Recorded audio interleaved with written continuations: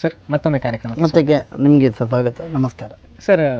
ನಾವು ಆಗದಿಂದ ಮಾತಾಡಬೇಕು ಅಂತಂದ್ರೆ ಸಂಘಟನೆ ಬಗ್ಗೆ ನಾವು ಮಾತಾಡ್ತೀವಿ, ಆದ್ರೆ ಅದನ್ನು ಹೊರತುಪಡಿಸಿ ನಿಮಗೆ ಬೇರೆ ಯಾವುದೆಲ್ಲ ಹವ್ಯಾಸಗಳಿವೆ ಹೇಗೆ ಅಂತ? ಹೌದು, ನಾನು ಆಗಲೇ ನನ್ನ ಸಣ್ಣದಿರುವ ಬಗ್ಗೆ ಹೇಳಿದೆ, ಭಜನೆ ಬಗ್ಗೆ ತಾಯಿ ಹೇಳಿದ್ದು, ನಾಟಕದಲ್ಲಿ ನಾನು ಸಣ್ಣದಲ್ಲಿ ಅದು ಮುಂದುವರಿಸಿದ್ದೇನೆ. ನಾನು ಯಕ್ಷಗಾನ ಸಂಘಟಕನಾಗುವುದಕ್ಕಿಂತ ಮುಂಚೆ ನಾಟಕ ರಂಗದಲ್ಲಿ ಇದ್ದೆ. ನಾಟಕದಲ್ಲಿ ನಾನು ವೇಷಧಾರಿ. ಒಂದು 20 ವರ್ಷ ನಾಟಕ ರಂಗದಲ್ಲಿದ್ದೆ. ಸಾಧಾರಣ ಒಂದು 15 ವರ್ಷ, 15ನೇ ಪ್ರಾಯದಿಂದ ಒಂದು 30 ವರ್ಷದವರೆಗೆ ನಾನು ಯಕ್ಷಗಾನ ನಾಟಕ ಕಲಾವಿದನಾಗಿ ವೇಷ ಮಾಡ್ತಾ ಇದ್ದೆ. ನಾನು ನಮ್ಮ ಅಮ್ಮುಂಜೆ ಶಾಲೆಯಲ್ಲಿ ಹಳೆ ವಿದ್ಯಾರ್ಥಿ ಸಂಘ ಅಂತ ಉಂಟು, ಅಲ್ಲಿ ನಾನು ನಾಟಕದ ಪಾತ್ರ ಮಾಡಲಿಕ್ಕೆ ಪ್ರಥಮವಾಗಿ ಪ್ರಾರಂಭ ಮಾಡಿದ್ದೆ. ದೊಡ್ಡ ಸೆಟ್ಟಿನಲ್ಲಿ ನಾನು ಲೇಡಿ ಪಾರ್ಟ್ ಮಾಡ್ತಾ ಇದ್ದೆ. ಹಾಗೆ ಅಲ್ಲಿಂದ ಅದು ಮುಂದುವರೆದು ದೂರಕ್ಕೆಲ್ಲ ನನ್ನ ಕರೀಲಿಕ್ಕೆ ಸ್ಟಾರ್ಟ್ ಮಾಡಿದರು. ಹಾಗೆ ತುಳು ನಾಟಕ ರಂಗದಲ್ಲಿ ನಾನು ತುಂಬ ಕೆಲಸ ಮಾಡಿದ್ದೇನೆ. ನಾನು ಮತ್ತು ನಮ್ಮ ಮಿತ್ರರಾದ ಭೋಜರಾಜ್ ವಾಮಂಜೂರು ಅವರೆಲ್ಲ ನಾವು ಒಟ್ಟಿಗೆ ಪಾತ್ರ ಮಾಡ್ತಾ ಇದ್ದವರು. ಮತ್ತು ಅವ್ರದ್ದು ಅದರಲ್ಲೇ ಮುಂದುವರಿದರು. ನಾವು ಅಷ್ಟು ಮುಂದುವರಿಲಿಲ್ಲ. ನಾಟಕ ಮತ್ತೊಂದು ನನ್ನ ಹವ್ಯಾಸ ಅಂತ ಹೇಳಿದರೆ ಭಜನೆ. ನಾನು ತಾಯಿ ನಮ್ಮನ್ನು ಕಲಿಸಿದ್ದು ಅಂತ ಹೇಳಿದರೆ ಆ ಭಜನೆ ಮುಂದುವರಿಯಿತು. ಈಗ ನಾವು ನಮ್ಮಲ್ಲಿ ಅಮ್ಮುಂಜೆಯಲ್ಲಿ ವಿನಾಯಕ ಭಜನಾ ಮಂಡಳಿ ಅಂತ ಉಂಟು, ಅದರ ಸ್ಥಾಪಕ ಸದಸ್ಯನಾಗಿ ಈ ವರ್ಷದ ಅಧ್ಯಕ್ಷನಾಗಿ ನಾವಿದ್ದೇವೆ. ಸಾಧಾರಣ 18 ವರ್ಷದಿಂದ ಆ ಭಜನಾ ಕಾರ್ಯಕ್ರಮವನ್ನು ಮಾಡ್ತೇವೆ. ಭಜನಾ ಮಂಡಳಿಯಲ್ಲಿ ನಾವು ಬೇರೆ ಬೇರೆ ಕಡೆಗೆ ಭಜನಾ ಕಾರ್ಯಕ್ರಮಕ್ಕೆಲ್ಲ ಹೋಗ್ತೇವೆ. ಅದು ಒಂದು ನನ್ನ ಹವ್ಯಾಸ. ಮತ್ತು ಕಾರ್ಯಕ್ರಮ ನಿರೂಪಣೆ ಮತ್ತು ಭಾಷಣ ಇದನ್ನೆಲ್ಲ ಮೈಗೂಡಿಸಿಕೊಂಡು ಬರ್ತಾ ಇದ್ದೇನೆ. ಅದಕ್ಕೆ ಸಣ್ಣದಿಂದಲೇ ಪ್ರೋತ್ಸಾಹ ಸಿಕ್ಕಿದ ಕಾರಣ ಅದು ಬೆಳೀಲಿಕ್ಕೆ ಸ್ಟಾರ್ಟ್ ಆಯಿತು. ಈಗ ಮತ್ತೆ ಸಂಘಟನೆ ನಾವೇನಾದರೂ ಬರೋದು ಸರಿ, ಹೆಚ್ಚಾಗಿ ಒಂದು ಯಕ್ಷಗಾನಕ್ಕೆ ಒಂದು ಕಲಾವಿದನನ್ನು ಕರೆದ ಮೇಲೆ ಆ ಹೊತ್ತಿಗೆ ಆ ಗಳಿಗೆಗೆ ಅವರಿಗೆ ಯಾವುದೋ ಒಂದು ತಾಪತ್ರಯದಿಂದ ಆ ಸಮಯಕ್ಕೆ ಸರಿಯಾಗಿ ಬರಲಿಕ್ಕಾಗದೆಯೋ ಅಥವಾ ಆ ದಿನ ಆ ಕಾರ್ಯಕ್ರಮಕ್ಕೆ ಬರದೆ ಇರ್ಲಿಕ್ಕೆ ಕೆಲವೊಮ್ಮೆ ಸಾಧ್ಯತೆ ಹೊತ್ತಿಗಾಗುವಾಗ ನಮಗೆ ಗೊತ್ತಾಗ್ತದೆ. ಈ ರೀತಿ ಕಡೆ ಕ್ಷಣದಲ್ಲಿ ಇಂಥ ಒಂದು ಬದಲಾವಣೆ ಬರಬೇಕು ಅಂತ ಆದ್ರೆ ಒಬ್ಬ ಸಂಘಟಕನಾಗಿ ನೀವು ಅದನ್ನು ಯಾವ ರೀತಿ ಎದುರಿಸ್ತೀರಿ? ಅದಕ್ಕೆ ಸಹ ನಾವೊಂದು ವ್ಯವಸ್ಥೆ ಮಾಡ್ತೇವೆ. ಒಂದು 2 ಪಾತ್ರವನ್ನು ನಾವು ಸಣ್ಣ ಪಾತ್ರ ಎಲ್ಲ ಪಾತ್ರ ಮಾಡಲಿಕ್ಕೆ ಸಾಮರ್ಥ್ಯ ಇದ್ದವನನ್ನು ನಾವು ಕರಿತೇವೆ ಯಾವಾಗಲೂ. ಅದು ಯಾರಿಗೂ ಗೊತ್ತಾಗೋದಿಲ್ಲ, ಅವನಿಗೆ ಸಣ್ಣ ಪಾತ್ರ ಇರ್ತದೆ, ಆ ಪಾತ್ರವನ್ನು ಬಿಡಲಿಕ್ಕೂ ಆಗ್ತದೆ. ಅಂಥದ್ದನ್ನೆಲ್ಲ ಇಟ್ಕೊಳ್ತೇವೆ. ಈ ದೊಡ್ಡ ಕಲಾವಿದ ಬರಲಿಲ್ಲ ಅಂತ ಹೇಳಿದರೆ ಆ ಪಾತ್ರವನ್ನು ಅವನ ಹತ್ರ ಮಾಡಿಸ್ತೇವೆ. ಇದೊಂದು ಗಿಮಿಕ್ ನಮ್ಮದು. ಮತ್ತು ಕೆಲವರು ಈಗ 2ನೇ ಪಾತ್ರ ಅಂತ ಆದರೆ 2ನೇ ಪ್ರಸಂಗದಲ್ಲಿ ಅವನಿಗೆ ಬರಲಿಕ್ಕಾಗಲಿಲ್ಲ, ಮೊದಲನೇ ಪ್ರಸಂಗದಲ್ಲಿ ವೇಷ ಮಾಡಿದವ ಇದ್ದರೆ ಅವನ ಹತ್ರ ರಿಕ್ವೆಸ್ಟ್ ಮಾಡಿ ಆ ಪಾತ್ರವನ್ನು ಮಾಡಿಸ್ತೇವೆ. ಅಂಥದ್ದು ತುಂಬ ಆಗಿದೆ. ಅಂಥದ್ದೊಂದು 2-3 ಜನ ಕಲಾವಿದರು ಇದ್ದಾರೆ ನಮ್ಮೊಟ್ಟಿಗೆ. ಅವರು ಯಾವ ಪಾತ್ರಕ್ಕೂ ಸೈ, ಸ್ತ್ರೀ ಪಾತ್ರವೂ ಆದಿತ್ತು, ಕಿರೀಟ ವೇಷವೂ ಆದಿತ್ತು, ಪುಂಡು ವೇಷವೂ ಆದಿತ್ತು, ಅಂಥವ್ರು ಇದ್ದಾರೆ. ಅಂಥವರನ್ನು ನಾವು ಬಳಸಿಕೊಳ್ತೇವೆ. ಅದು ಒಂದು ಹಾಗೆ. ಸರ್, ಈಗ ತಾವು ಆಗೊಂದು ವಿಷಯವನ್ನು ಹೇಳಿದ್ರಿ, ಪ್ರಾಯದಲ್ಲಿ ಸಣ್ಣವನಾದ್ರು ಸರ್ವಿಸಲ್ಲಿ ಸಣ್ಣವನಾದ್ರು ಅವನಲ್ಲಿ ಒಂದು ವೇಷವನ್ನ ಮಾಡುವುದಕ್ಕಾಗ್ತದೆ ಅಂತ ನಾನು ಮಾಡಿಸ್ತೇನೆ. ಇಂಥ ಹಲವಾರು ಕಲಾವಿದರನ್ನು ನಾವು ಬೆಳೆಸಿದವರು. ಈಗ ಒಂದು ಆ ರೀತಿ ಏನ್ ಹೇಳ್ತಾರೆ, ಇವನಲ್ಲಿ ಇಂಥ ವೇಷವನ್ನು ಮಾಡಿಸಬಹುದು ಅಂತ ತಮ್ಗೆ ಕಂಡಾಗ ಇಂಥ ಏನ್ ಹೇಳ್ತಾರೆ ಒಂದು ಘಟಾನುಘಟಿ ಕಲಾವಿದರೆಲ್ಲ ಜೊತೆಗಿರ್ತಾರೆ. ಅಲ್ಲಿ ಇರುವಂತಹ ಹಿರಿಯ ಕಲಾವಿದರು ಕೂಡ ಒಪ್ಪುವ ಹಾಗೆ ಆ ಪಾತ್ರ ಪ್ರಸ್ತುತಿಯನ್ನ ಇವ ಸರಿಯಾಗಿ ಮಾಡಬಹುದು, ಆ ವೇಷ ಅವನಿಗೆ ಸಿಗುವುದು ಮೊದಲ ಬಾರಿ ಆದ್ರೂ ಕೂಡ ಪಾತ್ರ ಪ್ರಸ್ತುತಿಯನ್ನು ಅವನು ಸರಿಯಾಗಿ ಮಾಡಬಹುದು ಅಂತ ಹೇಳಿಕೊಂಡು ಆ ಒಂದು ಧೈರ್ಯವನ್ನ ಬರುವುದಕ್ಕೆ ತಾವು ಯಾವ ವಿಷಯಗಳನ್ನೆಲ್ಲ ಒಬ್ಬ ಕಲಾವಿದನಲ್ಲಿ ಗಮನಿಸ್ತೀರಿ? ಒಂದು ಆ ಪಾತ್ರದ ಗಣಸಿಕೆ. ಈಗ ಒಂದು ಭೀಷ್ಮನ ಪಾತ್ರ ಅಂತ ಆದರೆ ಆ ಪಾತ್ರ ಮಾಡುವವನಿಗೆ ನಾಟ್ಯವೂ ಗೊತ್ತಿರಬೇಕು, ಒಳ್ಳೆ ಮಾತುಗಾರನೂ ಆಗಿರಬೇಕು, ಎದುರು ವೇಷದವನ ಹತ್ರ ಮಾತಾಡುವ ಕೆಪಾಸಿಟಿ ಇರಬೇಕು, ಒಂದು ಆಲಂಗ ಅಂತ ಎಲ್ಲ ಇರಬೇಕು. ಅಂಥದ್ದನ್ನು ಹಿರಿಯ ಕಲಾವಿದರೇ ಮಾಡುವುದು. ಆದರೆ ಕಿರಿಯ ಕಲಾವಿದರಲ್ಲಿ ಆ ಕೆಲವು ಟ್ಯಾಲೆಂಟ್ ಇರ್ತದೆ. ನಮ್ಮದು ಉದ್ದೇಶ ಏನು ಅಂತ ಹೇಳಿದರೆ ದೊಡ್ಡವರನ್ನು ಗೌರವಿಸಬೇಕು, ಸಣ್ಣವರಿಗೆ ಅವಕಾಶ ಕೊಡಬೇಕು. ಹಳೆ ಬೇರು ಹೊಸ ಚಿಗುರು ಉಂಟಲ್ಲ, ಅಂಥದ್ದು ನಮ್ಮದೊಂದು ಇದುಂಟು, ಅವರಿಗೆ ಅವಕಾಶ ಮಾಡಿಕೊಡ್ಬೇಕು ಅಂತೇಳಿ. ಆಗ ದೊಡ್ಡ ಕೆಲವರಿಗೆ ಬೇಸರ ಆದದ್ದು ಉಂಟು, ಇಲ್ಲ ಅಂತಲ್ಲ. ಆದರೆ ಅವರ ಪಾತ್ರಕ್ಕೆ ಕುಂದು ಬಾರದ ಹಾಗೆ ಅವರನ್ನು ಸಣ್ಣ ಪಾತ್ರ ಕೊಡದೆ ಅವರಿಗೆ ಸಹ ಬೇಕಾದ ಪಾತ್ರ ಕೊಟ್ಟು ಇದನ್ನೆಲ್ಲ ಅವನಲ್ಲಿರುವಂಥ ಟ್ಯಾಲೆಂಟನ್ನು ನಾವು ಗಮನಿಸ್ತೇವೆ. ಈಗ ಒಂದು ಪುಂಡು ವೇಷ ಅಂತ ಆದರೆ ಅವನಲ್ಲಿರುವಂತಹ ಚುರುಕು, ಅವನ ಮಾತಿನ ಮೋಡಿ, ಇದನ್ನೆಲ್ಲ ನೋಡಿ ಅವನ ಹತ್ರ ನಾವು ಎಷ್ಟೋ ಜನರನ್ನು ನಾವು ಮಾಡಿದ್ದೇವೆ. ಆ ಪಾತ್ರವನ್ನು ಅವರು ಮಾಡಿದ್ದಾರೆ, ಅಲ್ಲಿಗೆ ಆ ಪಾತ್ರದಲ್ಲಿ ಯಶಸ್ವಿಯಾಗಿ ಮುಂದೆ ಅವರಿಗೆ ತುಂಬ ಬೇಡಿಕೆಗಳು ಅವರಿಗೆಲ್ಲ ಸಂದರ್ಭ ಬಂದದ್ದಿದೆ. ಈಗಲೂ ಅದನ್ನು ಪೊಲಳಿಯ ಯಕ್ಷೋತ್ಸವವನ್ನು ಅವರು ನೆನಪಲ್ಲಿ ಇಟ್ಕೊಂಡಿದ್ದಾರೆ. ಇದು ಒಂದು ಪೊಲಳಿದ್ದೊಂದು ವಿಶೇಷ. ಸರ್, ಈಗ ಹೆಚ್ಚಾಗಿ ಏನು ಹೇಳ್ತಾರೆ, ಒಬ್ಬ ಘಟಾನುಘಟಿ ಕಲಾವಿದರನ್ನೆಲ್ಲ ಕರೆದು ತಾವೊಂದು ಸಂಘಟನೆ ಮಾಡಬೇಕು ಅಂತ ಆದ್ರೆ ಈಗ ಯಕ್ಷಗಾನ ಇರ್ಬೋದು, ತಾಳಮದ್ದಲೆ ಇರ್ಬೋದು. ಆದ್ರೆ ಕೆಲವೊಮ್ಮೆ ಯಕ್ಷಗಾನಕ್ಕಿದ್ದ ಹಾಗೆ ತಾಳಮದ್ದಲೆಯಲ್ಲಿ ನಮಗೆ ಸಂಘಟನೆ ಮಾಡೋದಕ್ಕೆ ಕೆಲವು ವ್ಯತ್ಯಾಸಗಳು ಬರ್ತವೆ ಅಂತ ನಾವು ಕೇಳಿದ್ದೇವೆ. ಹಾಗಾಗಿ ಒಂದು ಯಕ್ಷಗಾನ ಸಂಘಟನೆಗೂ ಒಂದು ತಾಳಮದ್ದಲೆ ಸಂಘಟನೆಗೂ ತಾವು ಕಾಣುವಂತ ಪ್ರಮುಖ ವ್ಯತ್ಯಾಸಗಳೇನು? ಯಕ್ಷಗಾನದಲ್ಲಿ ಈಗ ಒಂದು ನಾನು ಆಗ ಹೇಳಿದ ಹಾಗೆ ಒಂದು ಪಾತ್ರಕ್ಕೆ ಒಬ್ಬ ಬರದೇ ಇದ್ರು ದೇವೇಂದ್ರ ಮಾಡುವವನ ಹತ್ರ ಹಿರಣ್ಯಾಕ್ಷ ಮಾಡಿಸ್ಬೋದು, ಅದು ಒಳ್ಳೇದಾಗ್ತದೆ ಬಿಡ್ತಾ ಅದು ಸೆಕೆಂಡ್. ಆದರೆ ಆ ಪಾತ್ರವನ್ನು ಮಾಡಿಸ್ಲಿಕ್ಕೆ ತಾಳಮದ್ದಲೆಯಲ್ಲಿ ಹಾಗೆ ಆಗುದಿಲ್ಲ. ತಾಳಮದ್ದಲೆಯಲ್ಲಿ ಲಿಮಿಟೆಡ್ ಜನ ಇರುವುದು, ಒಂದು 5 ಜನ ಇರುವುದು, 5ರಲ್ಲಿ ಒಬ್ಬ ಬರದಿದ್ರೆ ಮೋಸವೇ. ಆಗ ತುಂಬ ಕಷ್ಟಪಡಬೇಕಾಗ್ತದೆ. ಮತ್ತು ಕೆಲವು ಸಲ ಒಂದು ಆಪ್ಷನ್ ಇರ್ತದೆ, ಅವನದ್ದು ಒಂದು ತಾಳಮದ್ದಲೆಯಲ್ಲಿ ಅವನದ್ದು ಮೊದಲಿಗೆ ಪಾತ್ರ ಮುಗೀತದೆ, ಅವನ ಹತ್ರ 2ನೇ ಸಲ ಮತ್ತೆ ಈಗ ಒಂದು ಪಾತ್ರ ಅಂತಾದರೆ ಮಾಡಿಸ್ಬೋದು. ಈಗ ಅನಿವಾರ್ಯ ಅಂತಾದರೆ ಭೀಷ್ಮ ವಿಜಯ ಪ್ರಸಂಗದಲ್ಲಿ ವೃದ್ಧ ಬ್ರಾಹ್ಮಣ ಮಾಡಿದವನ ಹತ್ರ ತಾಕತ್ತಿದ್ರೆ ಪರಶುರಾಮ ಕೂಡ ಮಾಡಿಸ್ಬೋದು ಆ ಪಾತ್ರಕ್ಕೆ ಕೈ ಕೊಟ್ಟರೆ. ಅಂಥದ್ದು ಆಗುದು ಕಡಿಮೆ, ಅಂದರೆ ಹಾಸ್ಯಗಾರರೇ ಇರುವುದು, ಅವ್ರ ಹತ್ರ ಮಾಡಿಸ್ಲಿಕ್ಕೆ ಆಗುದಿಲ್ಲ. ಕೆಲವೊಮ್ಮೆ ನಾವು ಒಳ್ಳೆ ಮಾತಾಡುವವರನ್ನೇ ಈ ವೃದ್ಧ ಬ್ರಾಹ್ಮಣನ ಪಾತ್ರಕ್ಕೆ ಕರಿತೇವೆ, ಅವ್ರ ಹತ್ರ ಪರಶುರಾಮ ಮಾಡಿಸ್ಲಿಕ್ಕೆ ಆಗ್ತದೆ. ಅಂಥದ್ದೆಲ್ಲ ಕೆಲವು ಎಲ್ಲ ಬಂದಿದೆ. ಮತ್ತೆ ನಾವು ಆದಷ್ಟು ನೋಡಿಕೊಳ್ತೇವೆ ತಪ್ಪದ ಹಾಗೆ, ಅದದ್ದು ಕಡಿಮೆ, ಬಾರದೇ ಇದ್ದದ್ದು ಕಡಿಮೆ. ಆದರೂ ಕೆಲವೊಮ್ಮೆ ಬರುವಾಗ ತಡ ಆದದ್ದುಂಟು, ಹಾಗೆಲ್ಲ ನಾವು ತುಂಬ ಕಷ್ಟಪಟ್ಟಿದ್ದೇವೆ. ಆದರೆ ಬಾರದೇ ಇದ್ದದ್ದು ಕಡಿಮೆ. ಬಾರದೇ ಇದ್ದರೆ ಮತ್ತೆ ಬಾರದೇ ಇದ್ದದ್ದುಂಟು, ಒಂದು ಕಡೆಯಲ್ಲಿ ಹಾಗೆ ಆಗಿದೆ. ಒಂದು ತಾಳಮದ್ದಲೆ, ಅದರಲ್ಲಿ ಅವನೇ ಬೇಕು ಅಂತ ಹೇಳಿ ಅವನ ಹತ್ರ ನನ್ನ ಹತ್ರ ಹೇಳಿ ಅವ ಬೇಕು, ಬಾಕಿದ್ದು ನೀವು ಯಾರನ್ನು ಬೇಕಾದರೂ ಮಾಡಿ ಅಂತ ಹೇಳಿದ್ರು. ಅವನ ಹತ್ರ ಹೋಗಿ ಕೇಳಿದೆ, ಬರ್ತೇನೆ ಅಂತ ಹೇಳಿದ. ನಾನು ಬರ್ತೇನೆ ಅಂತ ಹೇಳಿ ಅವನಿಗೆ ಮುಖ್ಯ ತಾಳಮದ್ದಲೆ ಆಯೋಜಕರಿಗೆ ಅವ ಬೇಕು, ಬಾಕಿದ್ದವ್ರು ಯಾರು ಆಗ್ತದೆ. ಒಳ್ಳೆ ತಾಳಮದ್ದಲೆ ಸೆಟ್, ದೊಡ್ಡ ಸೆಟ್, ಬರ್ತೇನೆ ಅಂತ ಹೇಳಿದ. ಕಾರ್ಯಕ್ರಮದ ದಿವಸ ಕೈ ಕೊಟ್ಟ, ಫೋನು ರಿಸೀವ್ ಮಾಡೋದಿಲ್ಲ, ಏನೂ ಇಲ್ಲ. ಮತ್ತೆ ನಮಗೆ ಗೊತ್ತಾಯ್ತು ಅವ ಬರುವುದಿಲ್ಲ ಅಂತ ಹೇಳಿ. ಆಗ ಪುಣ್ಯಕ್ಕೆ ಹತ್ತಿರದ ಸಮಯ ಇತ್ತು ಅವನ ಪಾತ್ರಕ್ಕೆ, ಹತ್ತಿರದಲ್ಲಿ ಒಬ್ರು ಕಲಾವಿದರಿದ್ರು, ಅವರಿಗೆ ಕಾಲ್ ಮಾಡುವಾಗ ಅವರು ನನ್ನ ಆಪ್ತರು, ಹಾಗಾಗಿ ಕೂಡಲೇ ಬಂದು ಆ ಪಾತ್ರವನ್ನು ಮಾಡಿದ್ರು, ಒಳ್ಳೇದು ಮಾಡಿದ್ರು. ಇಂಥದ್ದೆಲ್ಲ ಈಗ ಅವರು ಹತ್ತಿರದಲ್ಲಿ ಇದ್ದದ್ರಿಂದ ಆಯ್ತು, ಇಲ್ಲದಿದ್ರೆ ಅಂತ ಮಾಡೋದು, ಹಾಗೆಲ್ಲ ಸಮಸ್ಯೆಗಳು ಬರ್ತದೆ. ಕಲಾವಿದರಿಂದ ಸಂಘಟಕರಿಗೆ ಅಂಥದ್ದೆಲ್ಲ ಬಂದದ್ದು ಉಂಟು, ಆದರೆ ಹೆಚ್ಚಾಗಿ ಬರುವುದಿಲ್ಲ. ಕಲಾವಿದರು ಯಾರು ಹಾಗೆ ಮಾಡುವುದಿಲ್ಲ. ಹಾಗೆ ಒಬ್ಬ ಮಾಡಿದ್ರಿಂದ ಎಲ್ಲರಿಗೂ ಹೆಸರು ಬರ್ತದೆ. ಇಂಥದ್ದೊಂದು ನನಗೆ ಅದು ಆಗಿದೆ. ಹಾಗೆ ಸರ್, ಈಗ ತಾವಾಗ ಹವ್ಯಾಸಗಳ ಬಗ್ಗೆ ಎಲ್ಲ ಹೇಳಬೇಕು ಅಂತಾದ್ರೆ, ಇನ್ನೊಂದು ಯಾರಿಗೂ ಹೆಚ್ಚು ಗೊತ್ತಿರದ ಒಂದು ಹವ್ಯಾಸ ಯಾವುದು ಅಂತ ಕೇಳಿದ್ರೆ ತಾವು ಸನ್ಮಾನ ಪತ್ರ ಬರೆಯುವುದು. ಹೌದು. ಹೆಚ್ಚಾಗಿ ಯಾರಿಗಾರದು ಸನ್ಮಾನ ಮಾಡಬೇಕು ಅಂತಾದ್ರೆ ಜನಾರ್ದನ ಮುಂಜೆಯವರ ಕೈಯಲ್ಲಿ ಸನ್ಮಾನ ಪತ್ರಗಳನ್ನು ಬರೆಸುವಂತ ಹೇಳುವಂತ ಒಂದು ವರ್ಗವೂ ಇದೆ. ಹಾಗಾಗಿ ಈಗ ಒಬ್ಬ ವ್ಯಕ್ತಿಯ ಸನ್ಮಾನ ಪತ್ರ ಬರಬೇಕು ಅಂತಾದ್ರೆ ಅವರ ಜೀವನ ಚರಿತ್ರೆ ಗೊತ್ತಿರಬೇಕು, ಅವರ ಪ್ರತಿಭೆ ಏನು ಅಂತ ಗೊತ್ತಿರಬೇಕು, ಅವರಲ್ಲಿರುವ ವೈಶಿಷ್ಟ್ಯ ಏನು ಅಂತ ಗೊತ್ತಿರಬೇಕು, ಅವರು ಯಾವುದೆಲ್ಲ ಪಾತ್ರಗಳನ್ನು ಮಾಡಿದ್ದಾರೆ, ಅವರು ಯಾವ ರೀತಿ ರಂಗದಲ್ಲಿ ಪ್ರಸ್ತುತಿಯನ್ನ ಮಾಡ್ತಾರೆ ಅಂತ ಗೊತ್ತಿರಬೇಕು. ಅದಷ್ಟು ಅಲ್ಲದೆ ಯಾವ ವಿಷಯವನ್ನು ಬಿಟ್ಟು ಹಾಕಬಾರ್ದು. ಇದೆಲ್ಲದರ ಜೊತೆಯಾಗಿ ಉಳಿದವರು ಬರೆಯುವುದಕ್ಕಿಂತ ಏನಾದ್ರೂ ಹೊಸತಾಗಿ ವಿಶಿಷ್ಟವಾಗಿ ಬರೀಬೇಕು. ಇದಿಷ್ಟು ಏನು ಹೇಳ್ತಾರೆ, ಒಂದು ಬಹಳ ತ್ರಾಸದಾಯಕವಾದಂತಹ ಕೆಲಸ. ಹಾಗಾಗಿ ಇಂಥ ಒಂದು ಜವಾಬ್ದಾರಿಯನ್ನು ತಗೊಳ್ಬೇಕಾದ್ರೆ ತಾವು ಎಷ್ಟು ಎಚ್ಚರಿಕೆಯಿಂದ ಈ ಜವಾಬ್ದಾರಿಯನ್ನ ನಿಭಾಯಿಸ್ತೀರಿ? ನಾನು ಮೊದಲು ಇದನ್ನು ನನಗೆ ಒಂದು ಬರೀಲಿಕ್ಕೆ ಅಂತ ಹೇಳಿ ಒಂದು ನನಗೆ ಪ್ರೇರಣೆ ನಮ್ಮ ಸೇರಾಜೆ ಗೋಪಾಲಕೃಷ್ಣ ಭಟ್ ಅಂತೇಳಿ ಕೆನರಾ PU ಕಾಲೇಜಲ್ಲಿ ಅವರು ಲೆಕ್ಚರರ್ ಆಗಿದ್ದರು. ಅವರು ನಾವು ಕುರಿಯ ಗಣಪತಿ ಶಾಸ್ತ್ರಿಗಳಿಗೆ ಮೊದಲು ಸನ್ಮಾನ ಮಾಡುವಾಗ ಸನ್ಮಾನ ಪತ್ರ ಬರೆದದ್ದು ಅವರು. ಅವರೊಂದು ಆಗ ತಮಾಷೆಗೆ ಹೇಳಿದರು, ನನ್ನ ಈಲ ಬರಲ್ಲ ಮಾರಾಯ, ಇಂಚೆ ಬರೆಂಡಾಂಡು ಅಂತ ಹೇಳಿದರು. ಅವರು ಆ ಪತ್ರ ನನ್ನ ಹತ್ರ ಈಗಲೂ ಉಂಟು. ಹಾಗೆ ನನಗೆ ಮೂಲ ಪ್ರೇರಣೆ ಅವರು. ಆನಂತರ ನಮ್ಮ ಕೈಕಂಬ ರಮೇಶ್ ರಾವ್ ಅಂತ ಇದ್ದರು, ಶ್ರೀನಿವಾಸ್ ಎಂಟರ್ಪ್ರೈಸಸ್ ಅಂತೇಳಿ ದೊಡ್ಡ ಸಂಸ್ಥೆ, ಅಲ್ಲಿ ರಮೇಶ್ ರಾವ್ ಕೈಕಂಬ ಅಂತ ಇದ್ದರು. ಅವರು ಒಳ್ಳೆ ಕಲ್ತವರು. ನಾವು ಮೊದಲು ಅವ್ರ ಹತ್ರನೇ ಬರೆಸ್ತಾ ಇದ್ದದ್ದು. ಈಗ ನಾವು ಒಂದು ಕರ್ನಾಟಕ ಮೇಳದಲ್ಲಿ ಮುಂಚೆ ಎಲ್ಲ ಅರ್ವ ಕರ್ಗಪ್ ಶೆಟ್ಟರಿಗೆಲ್ಲ ಸನ್ಮಾನ ಮಾಡುವಾಗ ಸನ್ಮಾನ ಪತ್ರ ಅವ್ರ ಹತ್ರನೇ ಬರೆಸಿದ್ದು ನಾನೇ. ಅವರು ಒಳ್ಳೆ ಬರೀತಾ ಇದ್ರು. ಅದನ್ನೆಲ್ಲ ನೋಡಿ ಮತ್ತೆ ನನಗೆ ಮತ್ತೆ ಕಲಾವಿದರ ಪರಿಚಯ ಆಯ್ತಲ್ಲ, ಹಾಗೆ ಮತ್ತೆ ನನಗೆ ನಾನೇ ಒಂದು ಬರೆದ್ರೆ ಏನಾದಿತ್ತು ಅಂತೇಳಿ ಒಂದು ಪ್ರಯತ್ನ ಮಾಡಿದೆ.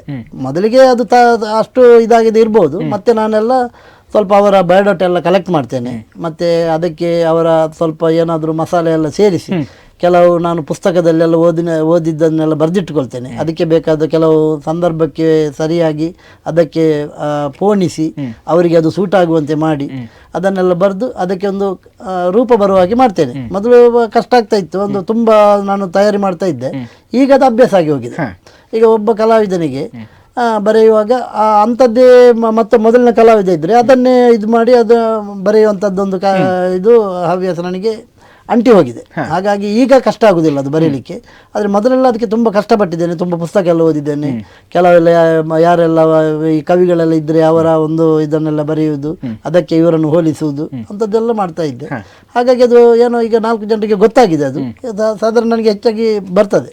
ಹಾಗೆ ಸರ್, ಈಗ ಸಂಘಟನೆಗೆ ಮತ್ತೆ ನಾವು ವಾಪಸ್ ಬರೋದಾದರೆ ಹೆಚ್ಚಾಗಿ ಒಂದು ಕಾರ್ಯಕ್ರಮ ನಿಮ್ಮಂಥ ಒಬ್ಬ ಸಂಘಟಕನನ್ನು ಒಬ್ಬ ಆಯೋಜಕರು ಕರೆದು ಅದರ ಮೂಲಕ ಒಂದು ಕಾರ್ಯಕ್ರಮವನ್ನು ಮಾಡಿಸಿದ್ದು ಅಂತಾದರೆ ಕಾರ್ಯಕ್ರಮ ಚೆನ್ನಾಗಾದ ಕೂಡಲೇ ಸಂಘಟಕರಿಗಿಂತ ಹೆಚ್ಚಾಗಿ ಆಯೋಜಕರಿಗೆ ಅದರ ಅಭಿನಂದನೆಗಳು ಹೋಗ್ತವೆ. ಒಂದು ಒಳ್ಳೆ ರೀತಿಯಲ್ಲಿ ಕಾರ್ಯಕ್ರಮ ಆಯೋಜನೆ ಮಾಡಿದ್ದೀರಿ ಹೇಳಿ.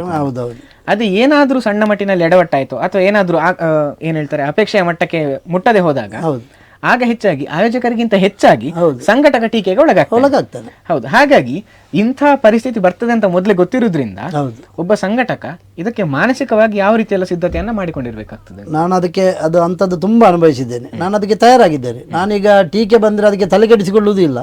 ಒಳ್ಳೇದಾಗಿದೆ ಅಂತ ಹೇಳಿದ್ರೆ ತುಂಬಾ ಸಂತೋಷ ಪಡ್ಲಿಕ್ಕಿಲ್ಲ, ಅದು ಮಾಮೂಲು.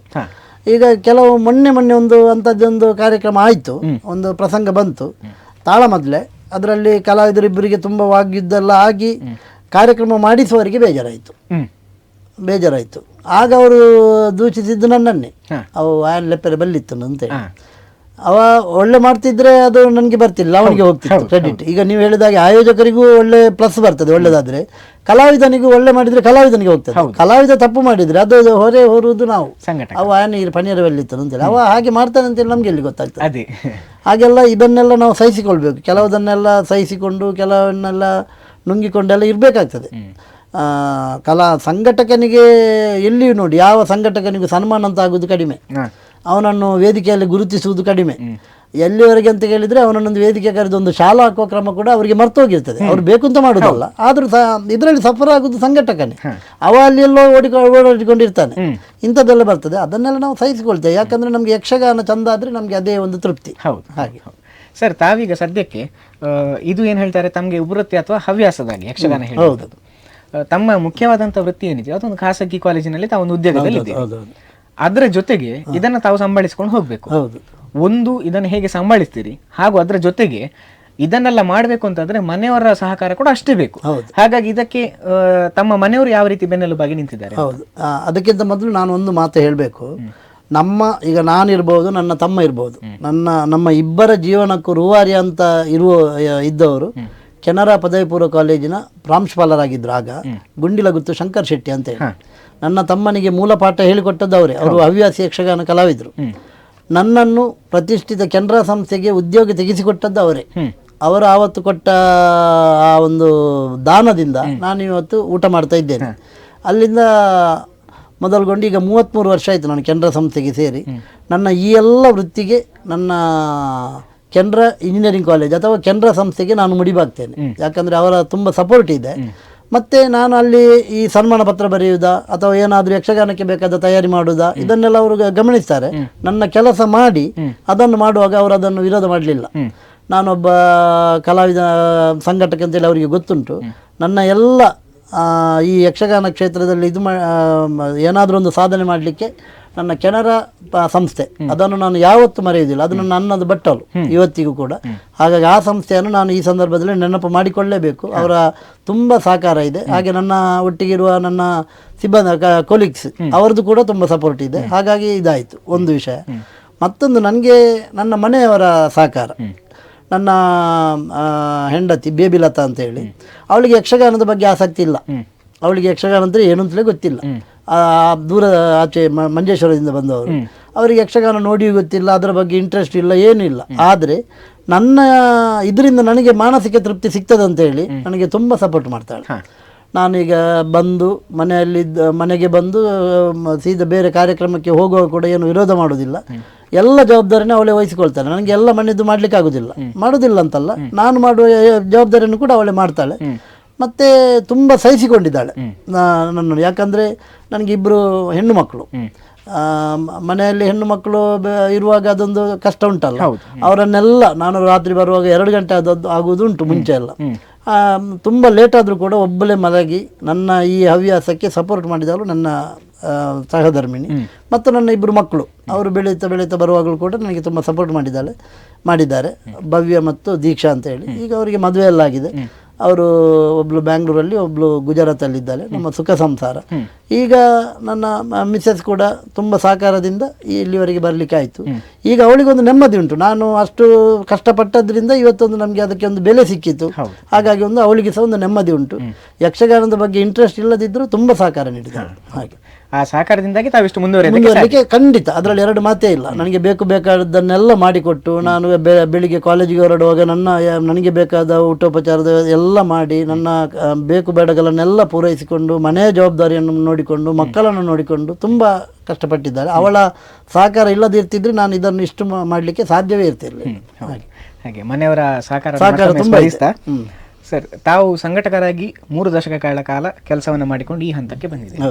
ಇನ್ನು ಮುಂದೆ ಸಂಘಟಕರಾಗಿ ತಮ್ಮ ಯೋಜನೆಗಳೇನು? ಇನ್ನೂ ಸಂಘಟಕನಾಗಿ ಇದ್ದೇನೆ, ಆದರೆ ಮುಂದೆ ದೊಡ್ಡ ಯೋಜನೆ ಅಂತ ಏನಿಲ್ಲ. ಇನ್ನು ಸ್ವಲ್ಪ ಪ್ರಾಯ ಆಗ್ತಾ ಬಂತು. ಈಗ ಬೇರೆಲ್ಲ ಮಾಡುವವರಿದ್ದಾರೆ. ಆದರೆ ಪೊಳಲಿಯ ಒಂದು ಯಕ್ಷೋತ್ಸವವನ್ನು ನನ್ನ ಜೀವಿತಾವಧಿಯವರೆಗೆ ಮಾಡಿಕೊಂಡು ಬರಬೇಕು ಅಂತೇಳಿ ಒಂದು ದೊಡ್ಡ ಆಸೆ ಉಂಟು. ಅದಕ್ಕೆ ದೇವರ ಅನುಗ್ರಹ ಬೇಕು ಅಂತೇಳಿ ಕೂಡ ನಾನು ಬೇಡಿಕೊಳ್ತೇನೆ. ಅದು ನನ್ನದೊಂದು ಪರಮ ಲಕ್ಷ್ಯ. ಅದನ್ನು ನಾನು ಒಂದು ವ್ರತದ ಹಾಗೆ ಸ್ವೀಕಾರ ಮಾಡ್ತೇನೆ. ಪೊಳಲಿ ಯಕ್ಷೋತ್ಸವದ ಒಂದು ಸಂಯೋಜನೆಯನ್ನು ಬಾಕಿ ಸಂಯೋಜನೆಗಿಂತ ಇದನ್ನು ನಾನು ವ್ರತದ ಹಾಗೆ ಸ್ವೀಕಾರ ಮಾಡ್ತೇನೆ. ಮೊನ್ನೆ ನಮ್ಮ ಕಾರ್ಯಕ್ರಮ ಆಯಿತು, ಈಗಲೇ ಅದಕ್ಕೆ ತಯಾರಿ ಮಾಡ್ತಾ ಇದ್ದೇನೆ. ಅದು ದೊಡ್ಡ ಕಾರ್ಯಕ್ರಮ, ನೀವು ನೋಡಿರ್ಬೋದು. 10-15 ಜನರಿಗೆ ಸನ್ಮಾನ, ದೊಡ್ಡ ಒಂದು ಸಂಜೆ 5 ಗಂಟೆಗೆ ಸ್ಟಾರ್ಟ್ ಆದರೆ ಮರುದಿವಸ 9 ಗಂಟೆವರೆಗೆ ಕಾರ್ಯಕ್ರಮ. ಆದರೂ ಅದರಲ್ಲಿ ನನಗೆ ತುಂಬ ತೃಪ್ತಿ ಉಂಟು. ಅದು ದೇವರ ಸೇವೆ ಅಂತೇಳಿ ಮಾಡ್ತೇನೆ. ಅದನ್ನು ದೇವರು ಒದಗಿಸಿಕೊಟ್ಟಿದ್ದಾರೆ. ಅದೊಂದು ಯೋಚನೆ ಉಂಟು ನನಗೆ. ಮತ್ತು ಇನ್ನು ಆದಷ್ಟು ಇನ್ನು ನಿವೃತ್ತಿ ಹತ್ರ ಬರ್ತಾ ಇದ್ದೇನೆ. ಸಾಧ್ಯ ಆದ ಕೆಲವು ಕಾರ್ಯಕ್ರಮಗಳನ್ನೆಲ್ಲ ಮಾಡಿ ಅದರಲ್ಲಿ ಮಾಡುವುದು ಅಂತ ಹೇಳಿದ್ದೇನೆ. ಇನ್ನು ಈಗ ಮುಂಚಿನಾಗೆಲ್ಲ ಓಡಾಟ ಮಾಡೋದೆಲ್ಲ ಕಷ್ಟ, ಮಾಡಲಿಕ್ಕೆ ಆಗುವುದಿಲ್ಲ, ಮಾಡುವುದೂ ಇಲ್ಲ. ಮತ್ತು ನನ್ನ ಕಾರ್ಯಕ್ರಮ ನಿರೂಪಣಾ ಕ್ಷೇತ್ರ ಉಂಟು, ಅದರಲ್ಲಿ ಕರೆದರೆ ನಾನು ಹೋಗ್ತಾ ಇರ್ತೇನೆ. ಅದರಲ್ಲಿ ಕೂಡ ನನಗೆ ಒಳ್ಳೆ ಅದರಲ್ಲಿ ಅಭಿರುಚಿ ಉಂಟು. ಹಾಗೆ ಕೆಲವರೆಲ್ಲ ಕರೀತಾರೆ ಒಳ್ಳೊಳ್ಳೆ ಕಾರ್ಯಕ್ರಮಕ್ಕೆಲ್ಲ. ಹಾಗಾಗಿ ಅದನ್ನು ಮುಂದುವರಿಸಿಕೊಂಡು ಹೋಗೋದು ಇದೆಲ್ಲ ಉಂಟು. ಹಾಗೆ ಸರ್, ತಮ್ಮ ಯೋಜನೆಗಳ ಬಗ್ಗೆ ತಾವು ಮಾತಾಡಿದ್ರಿ. ಈಗ ಕಾರ್ಯಕ್ರಮದ ಕೊನೆಯ ಘಟ್ಟಕ್ಕೆ ಬರಬೇಕು ಅಂತಾದ್ರೆ ಮುಂದೆ ಯಾರಾದ್ರೂ ಯಕ್ಷಗಾನ ರಂಗದಲ್ಲಿ ಸಂಘಟಕರಾಗಿ ಮುಂದೆ ಬರಬೇಕು ಅಂತಿದ್ರೆ, ಅಥವಾ ತಾವೀಗ ಒಬ್ಬ ಪ್ರೇಕ್ಷಕರಾಗಿ 3 ದಶಕಗಳ ಕಾಲ ಏನು ನೋಡಿದ್ರು, 3 ದಶಕಕ್ಕೂ ಅಧಿಕ ಕಾಲವನ್ನೇ ನೋಡಿದ್ರಿ. ಹಾಗಾಗಿ ಇಷ್ಟು ಸಮಯದಲ್ಲಿ ತಾವು ಕಂಡುಕೊಂಡಂತಹ ಯಕ್ಷಗಾನದ ಬಗ್ಗೆ ಇನ್ನು ಮುಂಬರುವ ಕಲಾವಿದರಿಗೆ ಅಥವಾ ಈಗಿರುವಂತ ತಮ್ಮಕ್ಕಿಂತ ಪ್ರಾಯದಲ್ಲಿ ಸಣ್ಣದಿರುವಂತಹ ಕಲಾವಿದರಿಗೆ ತಾವೇನಾದ್ರೂ ಒಂದು ಕಿವಿ ಮಾತನ್ನು ಹೇಳಬೇಕು ಅಂತಿದ್ರೆ ಏನನ್ನು ಹೇಳ್ತೀರಿ ಅಂತ? ನಾವು ಸಂಘಟಕರಾಗುವುದಕ್ಕೆ ನಾವು ಮುಂಚೆಲ್ಲ ಯಾರೆಲ್ಲ ಸಂಘಟಕರಿದ್ರು ಅವರನ್ನು ನಾವು ಫಾಲೋ ಅಪ್ ಮಾಡಿದ್ದೇವೆ. ಈಗ ಉಜಿರೆ ಅಶೋಕ್ ಭಟ್ರು, ಭಾಸ್ಕರ್ ರೈ ಕುಕ್ಕೊಳ್ಳಿ ಅವರು, ಕದ್ರಿ ನವನಿ ಶೆಟ್ರು, ಇವರನ್ನೆಲ್ಲ ನಾನು ಬಹಳ ಹತ್ತಿರದಿಂದ ನೋಡಿದವ. ಮತ್ತು ಅವರು ಮಾಡುವಂತಹ ಕಾರ್ಯಕ್ರಮ ಅದನ್ನೆಲ್ಲ ನಾನು ನೋಡಿ ಹಿಂದೆ ನಿಂತು ಕಲ್ತವ. ಅವರನ್ನು ನಾನು ಫಾಲೋ ಅಪ್ ಮಾಡಿಕೊಂಡು ಬಂದವ. ಹಾಗಾಗಿ ಅವರ ಮಾರ್ಗದರ್ಶನದಿಂದ ನಾನು ಹೀಗೆಲ್ಲ ಮಾಡಲಿಕ್ಕೆ ನಮಗೆ ತುಂಬ ಜನರದ ಸಹಕಾರ ಉಂಟು. ಹಾಗೆ ಇನ್ನು ಬರುವವರು ಕೂಡ ಅದರ ಬಗ್ಗೆ ಎಲ್ಲ ತುಂಬ ನಾಲೆಜ್ ಇದ್ದು ಅದರ ಬಗ್ಗೆ ಎಲ್ಲ ಒಂದು ಅಭ್ಯಾಸ ಮಾಡಿ ಬಂದರೆ ಒಳ್ಳೆಯದು. ಮತ್ತು ಹೆಚ್ಚಾಗಿ ಸಾಧಾರಣ ಯಕ್ಷಗಾನದ ಬಗ್ಗೆ ಗೊತ್ತಿದ್ರೆ ಸಂಘಟಕನಾಗುವುದಕ್ಕೆ ಸುಲಭ. ನನ್ನ ಹಾಗೆ ಏನು ಗೊತ್ತಿಲ್ಲದಿದ್ದರೆ ತುಂಬ ಕಷ್ಟ ಆಗ್ತದೆ. ಹಾಗೆ ಅದನ್ನೆಲ್ಲ ಅಭ್ಯಾಸ ಮಾಡಿಕೊಂಡು ಬಂದರೆ ಒಳ್ಳೆಯದು. ಮತ್ತು ಈಗಿನ ಕಲಾವಿದರು ಸಾಕಷ್ಟು ಈಗ ಓದುವುದು ಬದಿಗೆ ಹೋಗಿದೆ, ಮೊಬೈಲ್ನಲ್ಲೇ ಎಲ್ಲ ಆಗಿದೆ. ಅದಲ್ಲ, ಒಂದು ಸುಬ್ರಾಯ ಹೊಳ್ರೊಂದು ಮಾತು ಹೇಳ್ತಾ ಇದ್ರು, ನಾನಾಗ ಕೇಳಿದೆ. ಒಂದು ಪಾತ್ರಕ್ಕೆ ಮೊಬೈಲ್ ನೋಡಿ ಯೂಟ್ಯೂಬ್ ನೋಡಿ ಬರುವುದಂದ್ರೆ ಅವನು ಮಾಡಿದಾಗೆ ಅಲ್ವ ಇವ ಮಾಡೋದು. ಇವಂತಂತೇಳಿ ಏನೂ ಇರುವುದಿಲ್ಲ. ಆ ರಂಚ ಮಾಡ್ತಿದ್ದೀರಿ ಅದನ್ನೇ ಮಾಡೋದು. ಅದಲ್ಲ, ಅದಕ್ಕೆ ಬೇಕಾದ ತಯಾರಿಯನ್ನು ಮಾಡಿಕೊಳ್ಬೇಕು. ಈಗ ದೊಡ್ಡ ಕಲಾವಿದರ ಹತ್ರ ಕೇಳಿ ಅದಕ್ಕೆ ಪುಸ್ತಕವನ್ನು ಓದಿ ಅವನೇ ಒಂದು ಪ್ರಿಪೇರ್ ಮಾಡಿಕೊಳ್ಬೇಕು, ಅವನ ಪಾತ್ರ ಹೀಗೆ ಅಂತೇಳಿ. ಇಲ್ಲದಿದ್ದರೆ ಅದು ಜೆರಾಕ್ಸ್ ಆಗ್ತದೆ. ಅವ ಮಾಡಿದಾಗಿ ಮೊಬೈಲ್ ನೋಡಿದ, ವಾಟ್ಸಪ್ ನೋಡಿದ, ಹೋಗಿದ, ಮಾಡದೆ ಬಂದ. ಹಾಗಲ್ಲ, ಅದಕ್ಕೊಂದು ತಯಾರಾಗಿ ಬರಬೇಕು. ಮತ್ತು ಆದಷ್ಟು ಬೇಗ ಒಂದು ಚೌಕಿಗೆ ಒಂದು 10 ಗಂಟೆಗೆ ವೇಷ ಇದ್ದರೆ 8 ಗಂಟೆಗೆ ಚೌಕಿಯಲ್ಲಿರಬೇಕು. ಅದೊಂದು ಕ್ರಮ. ಇದು ಒಂದು ಅರ್ಧ ಗಂಟೆ 20 ನಿಮಿಷ ಇರುವಾಗ ಬಂದು ಅವರಿಗೆ ಧೈರ್ಯ ಇರ್ತದೆ. ಆದರೆ ಆ ಸಂಘಟಕನಿಗೆ ಕೊರಳು ಹೋಗ್ತದೆ. ನಾನು ಕೆಲವು ಸಲ ಆಟ ಆಗುವುದಕ್ಕಿಂತ ಒಂದು ಅರ್ಧ ಕಿಲೋಮೀಟ್ರ್ ಆಚೆ ಹೋಗಿ ಫೋನಲ್ಲಿ ಮಾತಾಡೋದುಂಟು. ಯಾವಾಗ ಬರ್ತೀರಿ, ಎಲ್ಲಿಗೆ ಮುಟ್ಟಿದ್ರಿ, ಏನಾಗ್ತದೆ ಅಂತ ನಮಗೆ ಸಹ ಟೆನ್ಷನ್ ಹಾಗೆಲ್ಲ ಇರ್ತದೆ. ಹಾಗಾಗಿ ಅದರ ಬಗ್ಗೆ ಎಲ್ಲ ತಿಳಿದು ಬಂದರೆ ಒಳ್ಳೆಯದು. ಅದನ್ನು ಆದಷ್ಟು ಪ್ರಿಪೇರ್ ಆಗಿ ಬಂದರೆ ಒಳ್ಳೆಯದು ಅಂತ ಹೇಳಿ ನನ್ನದೊಂದು ಅಭಿಪ್ರಾಯ. ಯಕ್ಷಗಾನ ವೃತ್ತಿಯನ್ನಾಗಿ ಸ್ವೀಕರಿಸಲೇಬಾರ್ದಂತಲ್ಲ. ಸುನ್ನಂಬಳದವರೊಂದು ಮೊನ್ನೆ ಒಂದು ಮಾತು ಹೇಳಿದರು, ಅವರು 60ನೇ ವರ್ಷದ ಕಾರ್ಯಕ್ರಮದಲ್ಲಿ. ಆರೋಗ್ಯಕ್ಕೆ ಬೇಡದನ್ನು ಅಳವಡಿಸದಿದ್ದರೆ ಯಕ್ಷಗಾನ ಉತ್ತಮ ಅಂತ ಹೇಳಿ. ಅದು ಎಲ್ಲ ರೀತಿ ಅದರಲ್ಲಿ ತುಂಬ ವಿಷಯ ಉಂಟು. ಬೇಡಕ್ಕೆ ಆಹಾರದ ವಿಷಯದಲ್ಲಿ ಇರ್ಬೋದು, ಮಾದಕ ವಸ್ತುಗಳ ವಿಷಯದಲ್ಲಿ ಇರ್ಬೋದು, ಅವನ ಹವ್ಯಾಸದ ಬಗ್ಗೆ ಇರ್ಬೋದು, ಎಲ್ಲವೂ ಅವನ ಆರೋಗ್ಯಕ್ಕೆ ಯಾವುದು ಬೇಡ ಅದನ್ನು ದೂರ ಇಟ್ಟರೆ ಯಕ್ಷಗಾನ ಒಳ್ಳೆಯದೇ. ಈಗ ಯಕ್ಷಗಾನದ ಇದು ಬಹಳ ಎತ್ತರಕ್ಕೆ ಹೋಗಿದೆ, ಒಳ್ಳೆ ಉತ್ಪತ್ತಿ ಉಂಟು, ಒಳ್ಳೆ ಇದು ಉಂಟು. ಹಾಗಾಗಿ ಯಕ್ಷಗಾನ ವೃತ್ತಿಯಾಗಿ ಮಾಡಬಾರ್ದು ಅಂತಲ್ಲ, ಆದರೆ ಮಾಡಲೇಬೇಕು, ಯಕ್ಷಗಾನ ಬೇಡವೇ ಬೇಡ ಅಂತಲ್ಲ. ಅದನ್ನು ವೃತ್ತಿಯಾಗಿ ಇಟ್ಟುಕೊಂಡು ಬೇರೆ ಒಂದು ಕೆಲಸ ಇದ್ದರೆ ಒಳ್ಳೆಯದು, ಎರಡು ಕೆಲಸ ಇದ್ದರೆ ಒಳ್ಳೆಯದು. ಅಂದರೆ ಈಗ ಅದಕ್ಕಾಗಿ ನೋಡಿ ಕಾಲಮಿತಿ ಅಂತ ಆಗಿದೆ, ಹಾಗಾಗಿ ಎರಡು ಕೆಲಸ ಮಾಡಲಿಕ್ಕೆ ಈಗ ಯುವಕರು ಇರುವಾಗ ಸಾಧ್ಯ ಆಗ್ತದೆ.